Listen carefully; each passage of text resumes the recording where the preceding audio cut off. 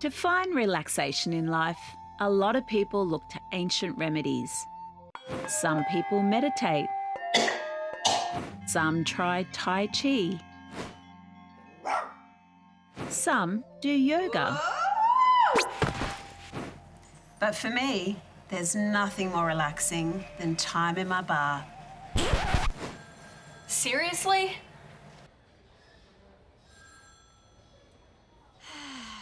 Now, if you're like me, every time I do a bathroom renovation, I want the biggest bath I can find. But you know what?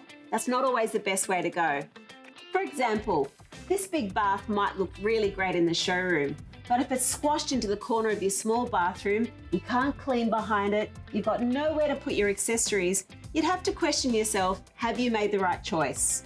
So before you buy a bath, really think about the practicality of it, and especially get the size right so it doesn't visually overpower your room. So when it comes to your baths, what are your options?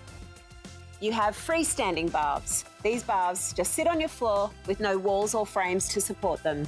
Freestanding baths are really popular because it seems everybody's bathroom these days needs to be Insta-worthy.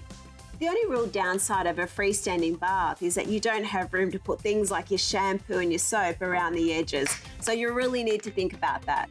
Then there's another option called an inset or a recessed bath. In fact, this is one of the most common baths in Australia. In an inset recessed bath, your tub sits within a timber or brick frame, which is usually tiled over the top. Sure, they don't look as nice as a freestanding bath, but they're super practical. Also, if you've got a small bathroom, you can install an inset recessed type of bath with a shower overhead. That way you end up with a shower over bath combo. You then have back to wall freestanding baths. Think of this bath like a combination between a freestanding bath mixed with a recessed bath. The bath has one flat side that sits flush against your wall, while the rest of the bath is freestanding. It's a really cool option for people who want that freestanding bath, but they want the shelf to put all their stuff on.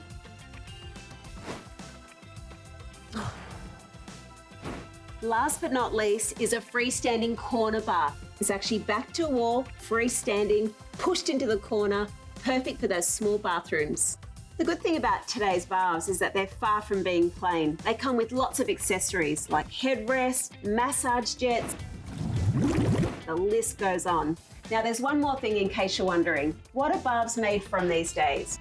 Gone are the days of the big cast iron tub. They weighed a ton and were really hard to keep the water warm.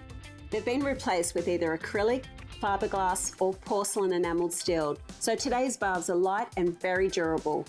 Also, if you've got a bigger budget, you've got some high-end options like composite stone, real stone, concrete, the list goes on and on. However, you might need an engineer to check that your floor support is adequate enough. So there you have it, everything you need to know about selecting the right tub for your bathroom.